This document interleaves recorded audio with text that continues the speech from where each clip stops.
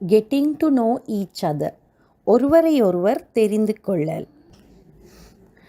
நாம் நாட்டின் எந்த பகுதிக்கு போனாலும் அல்லது உலகத்தின் எந்த பகுதிக்கு போனாலும் புதிதாக ஒரு நபர் எமக்கு அறிமுகமாகும் பொழுது அவரிடம் கை குலுக்கி அவரை பற்றி நாங்கள் தெரிந்து கொள்ள முயற்சி செய்வோம். அத்துடன் எம்மை பற்றிய அறிமுகத்தையும் அவர்களுக்கு வழங்குவோம். இங்கு தரப்பட்டிருக்கிற செயல்பாட்டை கூர்ந்து கவனியுங்கள். இங்கே 2 நபர்களுடைய அறிமுகம் கொடுக்கப்பட்டிருக்கிறது. முதலாவது நபர் ஏ. அவர் தன்னை ஹாய் ஆம் தனுக்க என்று அறிமுகப்படுத்திக் கொள்கிறார். ஹாய் என்பதற்கு பதிலாக ஹலோ என்றும் அவர் தன்னை அறிமுகப்படுத்தி கொள்ளலாம். ஹாய் ஆம் தனுக்க, அதாவது வணக்கம், என்னுடைய பெயர் தனுக்க. இப்படித்தான் நீங்கள் உங்களை மற்றவர்களுடன் அறிமுகப்படுத்தி கொள்ள வேண்டும். ஒருவர் தன்னை இன்னொருத்தருடன் அறிமுகப்படுத்தி கொள்ளும் பொழுது அதை கேட்கின்ற மற்ற நபர், அதாவது இங்கே கொடுக்கப்பட்டிருக்கிற பிஐ அவதானிங்கள், அவர் மகிழ்ச்சியுடன் என்ன சொல்கிறார்? Hi, my name is Nilukshi, nice to meet you. அதாவது தன்னையும் அவர் மகிழ்ச்சியுடன் அறிமுகப்படுத்தி கொள்கிறார். Hi, my name is Nilukshi, வணக்கம், என்னுடைய பெயர் Nilukshi, nice to meet you, உங்களை சந்தித்ததில் எனக்கு மகிழ்ச்சி. அதான் நைஸ் டு மீட் யூ என்று சொல்லப்பட்டிருக்கிறது. அதற்கு ஏ என்பவர் கூறுகிறார் nice to meet you too, அதாவது உங்களை சந்தித்ததும் எனக்கு மகிழ்ச்சி. அதாவது இங்கே டூ என்று சொல்லப்பட்டிருக்கின்ற அந்த வார்த்தை என்று அர்த்தப்படுகிறது. Nice to meet you too, உங்களை சந்தித்ததும் எனக்கு மகிழ்ச்சி. So where are you from, நீங்கள் எங்கே இருந்து வருகிறீர்கள்? So where are you from, நீங்கள் எங்கே இருந்து வருகிறீர்கள் என்று ஏ அந்த பியிடம் கேட்கின்றார். அதற்கு பி என்ற நபர் சொல்கிறார் ஆம் ஃப்ரம் அனுராதபுர, நான் அனுராதபுரத்திலிருந்து வருகிறேன். Am from Anuradhapura. Am from Anuradhapura என்றால் நான் அனுராதபுரத்திலிருந்து வருகிறேன். மீண்டும் ஏ சொல்கிறார் ஓ அனுராதபுர, வெரி ஃபேமஸ் சிட்டி. ஓ, நீங்கள் அனுராதபுரத்திலிருந்து வருகிறீர்களா? அது ஒரு மிகவும் பிரசித்தி பெற்ற நகரமாயிற்றே. வெரி ஃபேமஸ் சிட்டி என்பது பிரசித்தி பெற்ற நகரம். அப்போ அவர் சொல்கிறார் அனுராதபுர என்பது மிகவும் ஒரு பிரசித்தி பெற்ற சிட்டி ஆயிற்றே. மேலும் அவர் கூறுகிறார் ஐ ஹாவ் பீன் அனுராதபுர, அதாவது நான் அனுராதபுரத்திற்கு வந்திருக்கிறேன் என்று சொல்லிவிட்டு அங்கே சில ஆப்ஷன்ஸ், அதாவது எங்களுக்கு சில தரவுகள் தரப்பட்டிருக்கின்றன. ஒன்ஸ், ட்வைஸ், 3 times என்று 3 பகுதிகள் கொடுக்கப்பட்டிருக்கிறது. ஒன்ஸ் என்றால் ஒரு முறை, ட்வைஸ் என்றால் 2 முறை, 3 times என்றால் 3 முறை. அப்போ அனுராதபுரத்திற்கு நான் ஒரு முறை வந்திருக்கிறேன் என்றும் நீங்கள் சொல்லலாம். ட்வைஸ் என்றால் 2 முறை வந்திருக்கிறேன் என்றும் நீங்கள் சொல்லலாம். அல்லது 3 times 3 முறை வந்திருக்கிறேன் என்றும் சொல்லலாம். அத்துடன் மெனி டைம்ஸ் என்றும் ஒரு தரவு கொடுக்கப்பட்டிருக்கிறது. மெனி டைம்ஸ் என்றால் நிறைய தடவைகள் என்று அர்த்தம். ஆகவே அனுராதபுரத்துக்கு நீங்கள் நிறைய தரம் சென்றிருந்தீர்கள் என்றால் I have been to Anuradhapura many times, நான் அனுராதபுரத்திற்கு நிறைய தடவைகள் சென்றிருக்கிறேன் என்றும் நீங்கள் கூறலாம். அல்லது இப்படி ஒரு தரவும் தரப்பட்டிருக்கிறது I have never been to Anuradhapura, அதாவது நான் அனுராதபுரத்துக்கு வந்ததே இல்லை, என்னுடைய வாழ்க்கையில் நான் ஒரு முறை கூட அனுராதபுரத்துக்கு வந்ததே இல்லை என்று I have never been to Anuradhapura என்ற வாக்கியம் குறிப்பிடுகின்றது. வேர் அபவுட் அனுராதபுர, அவர் மீண்டும் கேட்கின்றார் அனுராதபுரத்தில் நீங்கள் எங்கே இருக்கிறீர்கள்? வேர் அபவுட் அனுராதபுர, அனுராதபுர என்ற ஊரிலே நீங்கள் எங்கே இருக்கிறீர்கள் என்று அவர் கேட்கின்றார். வேர் அபவுட் அனுராதபுர, அனுராதபுரத்தில் நீங்கள் எங்கே இருக்கிறீர்கள் என அவர் கேட்டதற்கு பி என்ற நபர் கூறுகிறார் கலாவெவ என்று கூறுகிறார். அனுராதபுரத்தில் அமைந்திருக்கின்ற கலாவெவ. கலாவெவ என்பது அனுராதபுரத்தில் அமைந்திருக்கின்ற ஒரு ஊரின் பெயர். அப்பொழுது அந்த பி தான் கலாவெவையில் வசிப்பதாக இந்த ஏயிடம் கூறுகிறார். உடனே ஏ உங்களுக்கு எத்தனை வயது என. 22. எனக்கு 22 வயது. 22 என்றால் எனக்கு 22 வயது. அதற்கு பிறகு ஏ என்ற நபர் பியிடம் கேட்கிறார் where did you study? where did you study? நீ எங்கே படித்தாய்? நீ எங்கே படித்தாய்? did என்பது past tenseக்கான auxiliary verb. ஆகவே where did you study என்பது நீ எங்கே படித்தாய். அதற்கு பி சொல்கிறார் I studied at Anuradhapura Central College. I studied at Anuradhapura Central College. நான் அனுராதபுர சென்ட்ரல் காலேஜில் படித்தேன் அல்லது கல்வி கற்றேன். நான் கல்வி கற்றது அனுராதபுர சென்ட்ரல் காலேஜில். அப்பொழுது ஏ கேட்கிறார் when did you do AL? when did you do AL? நீ எப்பொழுது உயர்தர பரீட்சை எழுதினாய்? நீ எப்பொழுது உயர்தர பரீட்சை எழுதினாய்? when did you do AL? அதற்கு பி சொல்கிறார் in 2019. in 2019 அதாவது 2019 ஆண்டு. 2019 ஆண்டு. நாங்கள் ஆண்டுகளை சொல்லும் பொழுது 2 இலக்கங்களாக குறிப்பிட வேண்டும். இப்போ 2019 எனும் பொழுது 2090 என்று குறிப்பிட வேண்டும். ஆகவே பி தான் 2019 ஆண்டில் உயர்தர பரீட்சைக்கு தோற்றியதாக ஏயிடம் குறிப்பிடுகிறார். ஏ கேட்கிறார் which stream? which stream? எந்த துறை? ஸ்ட்ரீம் என்றால் துறை. நீங்கள் எந்த துறையில் கல்வி கற்றீர்கள் என்று தான் ஏ பியிடம் கேட்கிறார். which stream? அதற்கு பி சொல்கிறார் arts stream. Arts stream. Arts stream என்றால் கலைப்பிரிவு. கலைப்பிரிவு. நாங்கள் ஆர்ட்ஸ் ஸ்ட்ரீமை கலைப்பிரிவு என்று தமிழில் சொல்வோம்.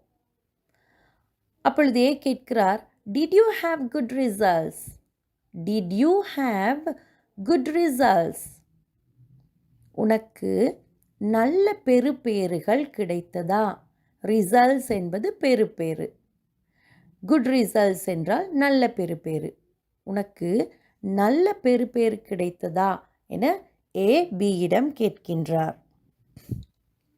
அதற்கு பி சொல்கிறார் எஸ் ஐ ஹேட் 3 B's.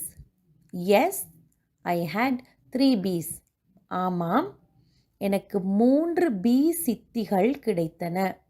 எனக்கு 3 பி சித்திகள் கிடைத்தன. Yes I had 3 B's. அப்பொழுது ஏ கேட்கிறார் are you working somewhere? are you working somewhere? அதை ஒரு கேள்வி தொனியில் நாங்கள் கேட்க வேண்டும். are you working somewhere? அதாவது நீ எங்காவது வேலை செய்கிறாயா? நீ எங்காவது வேலை செய்து கொண்டிருக்கிறாயா அல்லது வேலை செய்கிறாயா? are you working somewhere?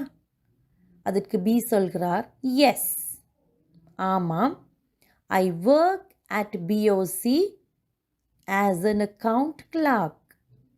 நான் இலங்கை வங்கியில் ஒரு கணக்கு அதிகாரியாக பணிபுரிகிறேன்.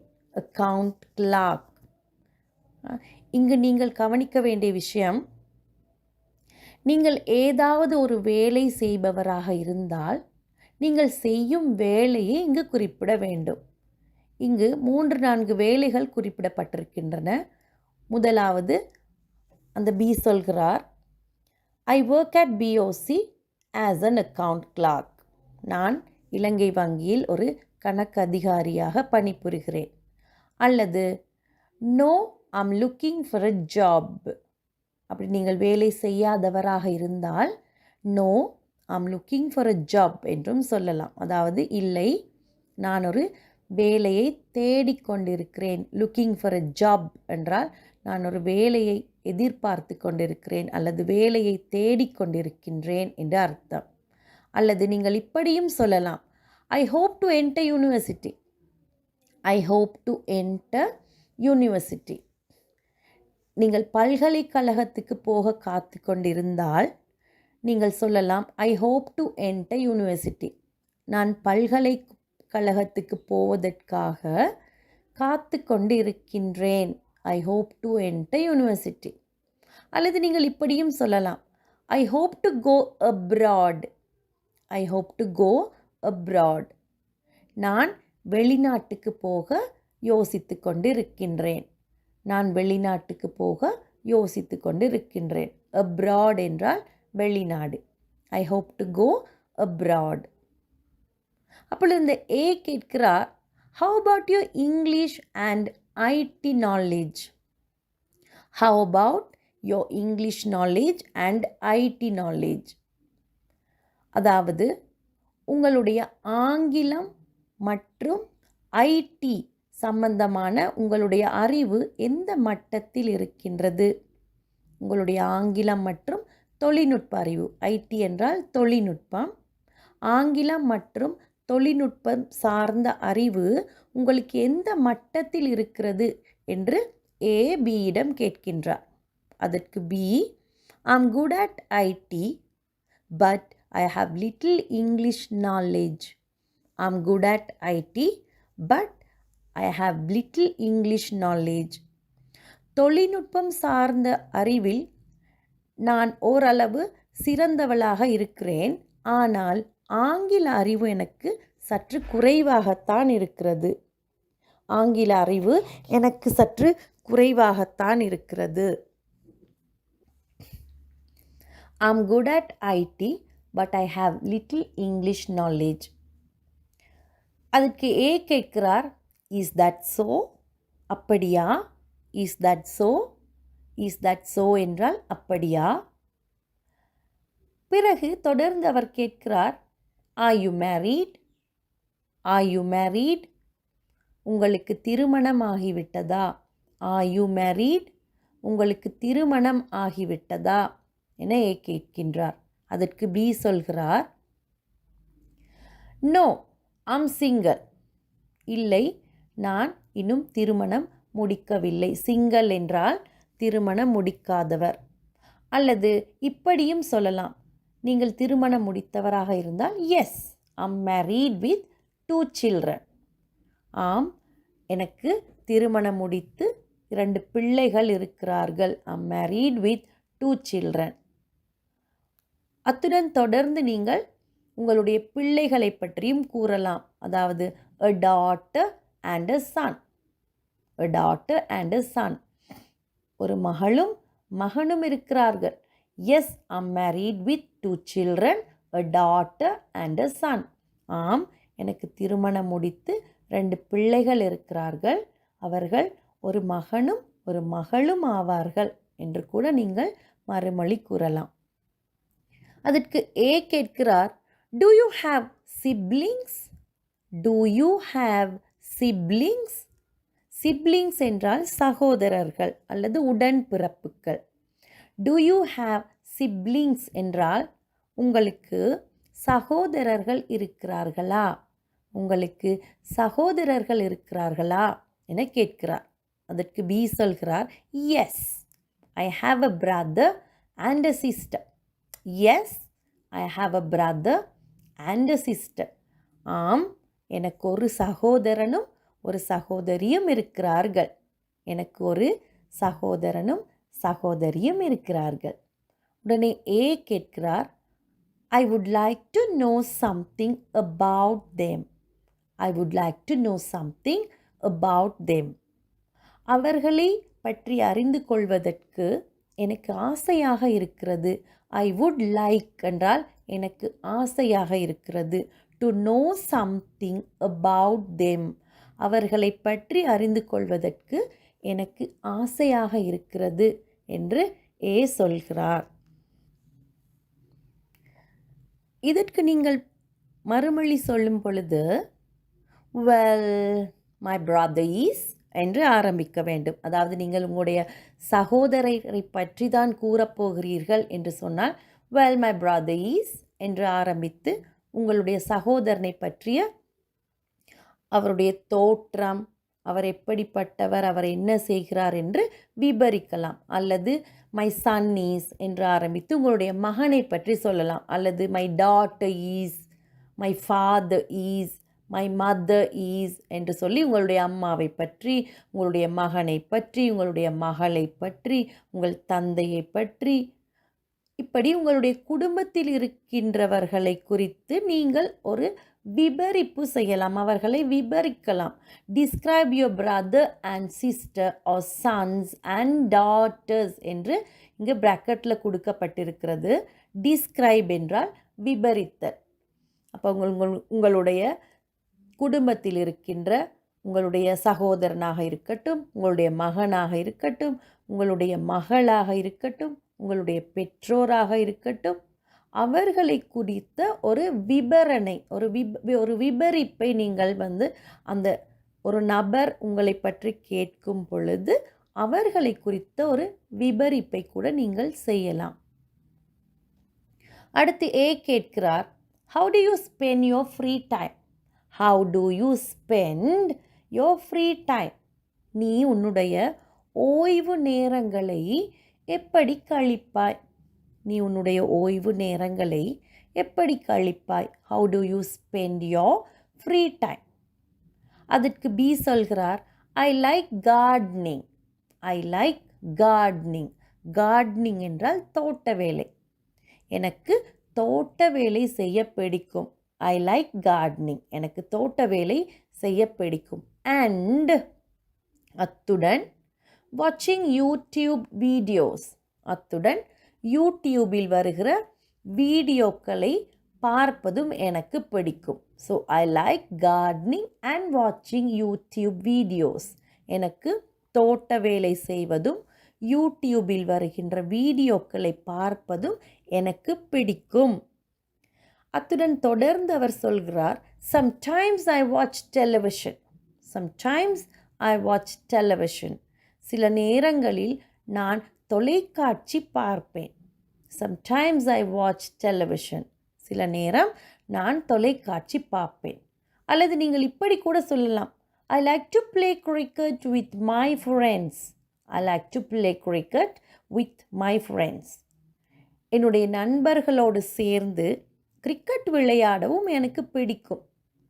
இப்படி ஏதோ ஒரு உங்களுடைய ஓய்வு நேர செயல்பாடுகள் குறித்து நீங்கள் இங்கே சொல்லலாம். இப்போ இங்கே குறிப்பிட்டு இருக்கின்றவைகளை மாத்திரமல்ல, உங்களுடைய சொந்த வாழ்க்கையில் நீங்கள் உங்களுடைய ஓய்வு நேரத்தை எப்படி செலவிடுகிறீர்கள் என்பதை நீங்கள் அந்த அறிமுகப்படுத்த போகிற நபரோடு நீங்கள் பகிர்ந்து கொள்ள வேண்டியது தான் இங்கே நீங்கள் செய்ய வேண்டிய வேலை.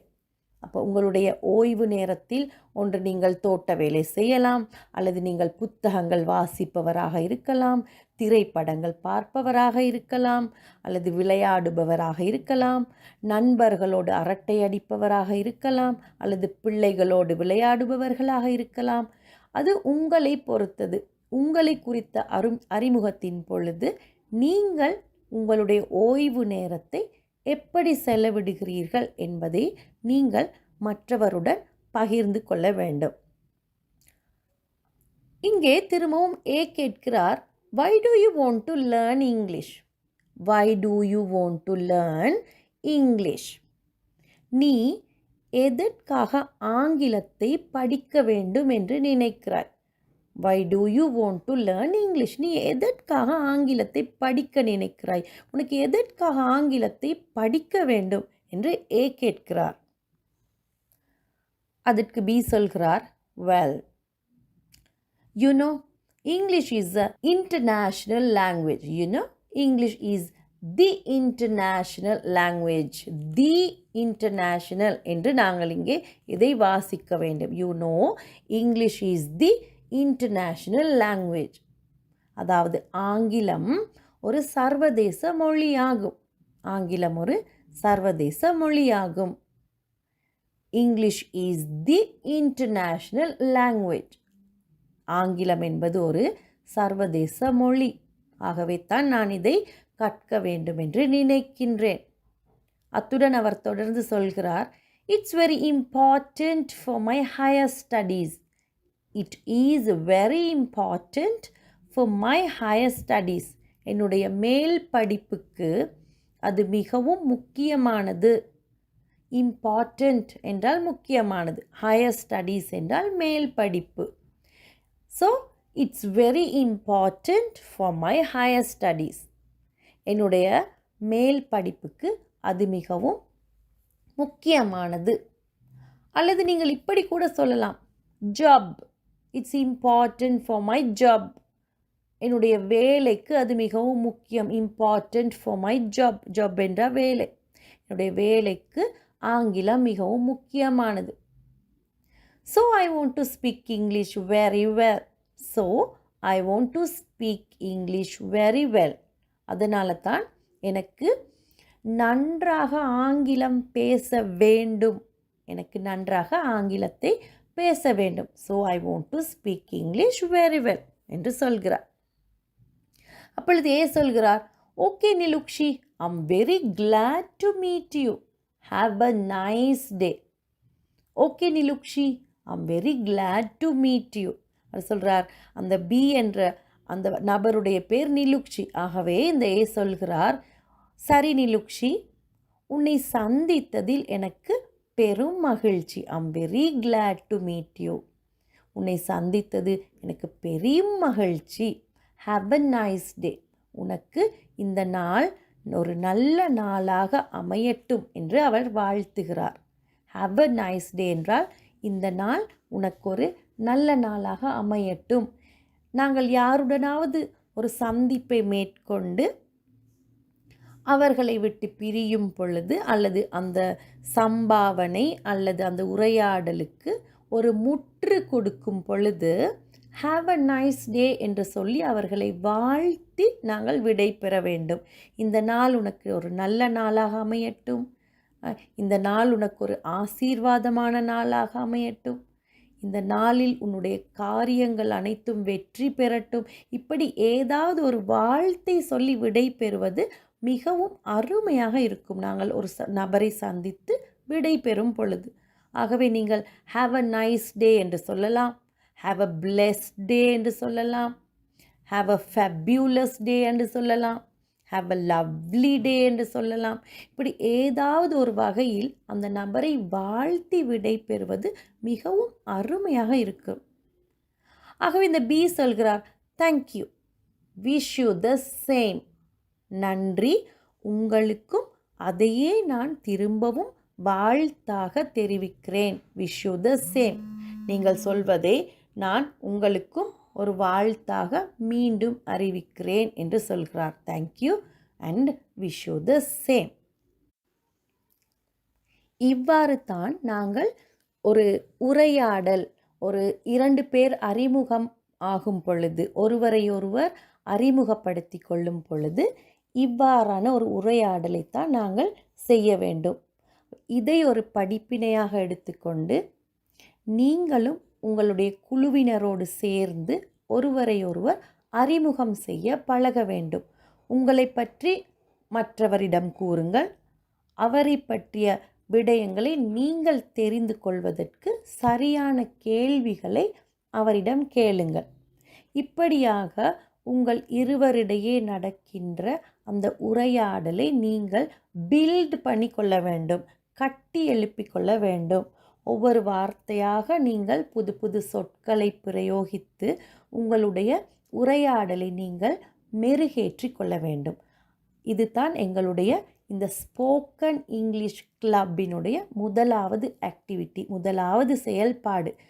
ஒருவரை ஒருவர் அறிமுகம் செய்து கொள்ளல், getting to know each other என்று அதை நாங்கள் சொல்லுவோம்.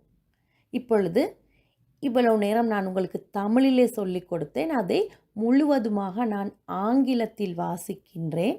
என்னோடு சேர்ந்து நீங்களும் வாசித்து இந்த வார்த்தைகளையும் சொற்களையும் இந்த வாக்கியங்களையும் பழகுங்கள், வாசிக்க பழகுங்கள். உங்களுடைய வாசிப்பு திறமையை நீங்கள் மேம்படுத்தி கொள்ளுங்கள். ஒருவரோடு நாங்கள் எப்படி பேசுவது என்பதை பயிற்சி பெறுங்கள். அத்தோடு இந்த ஸ்போக்கன் கிளப் எனப்படுகின்ற இந்த வாய்ப்பை, இந்த அரிய வாய்ப்பை நீங்கள் நல்ல விதமாக பயன்படுத்தி கொள்ள வேண்டும். நாங்கள் வாசிப்போம். Getting to know each other. A. Hi, I'm Dhanuka. B. Hi, my name is Nilukshi. Nice to meet you. A. Nice to meet you too. So, where are you from? B. I'm from Anuradhapura. A. Oh, Anuradhapura, very famous city. I have been to Anuradhapura twice. Where about Anuradhapura? Kalaveva. A. Oh, that's fine. How old are you? B. I'm 22. A. Where did you study? B. I studied at Anuradhapura Central College. A. When did you do AL? B.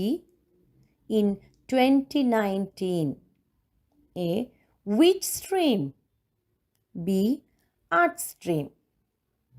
A. Did you have good results? B. Yes, I had 3 B's. A. Are you working somewhere? Yes, I work at BOC as an accountant clerk. A. How about your English and IT knowledge? B. I'm good at IT, but I have little knowledge in English. A. Is that so? Are you married? No, I'm single. A. Do you have siblings? B. Yes, I have a brother and a sister. A. I would like to know something about them. B. Well, my brother is an accountant. He works in a bank. A. How do you spend your free time? B. I like gardening and watching YouTube videos. Sometimes I watch teledramas. Sometimes also I like to play cricket with my friends. A. Why do you want to learn English? B. Well, English is the international language. It's very important for my higher studies and also for my job. So I want to speak English very well. A. Okay, Nilukshi, I'm very glad to meet you. Have a nice day. B. Thank you. Wish you the same. இப்படி அழகாக உங்களுடைய உரையாடலை நீங்கள் மெருகேற்றி அவற்றை கட்டமைத்து உங்களுடைய குழுக்களாக, சின்ன சின்ன குழுக்களாக நீங்கள் அமைத்து கொண்டிருக்கின்ற அந்த குழுக்களில் இருக்கின்ற உங்களுடைய அங்கத்தினர்களுடன் சேர்ந்து இவ்வுரையாடல்களை நிகழ்த்தி உங்களுடைய ஆங்கில அறிவை நீங்கள் மேம்படுத்திக் கொள்ளுங்கள். நன்றி.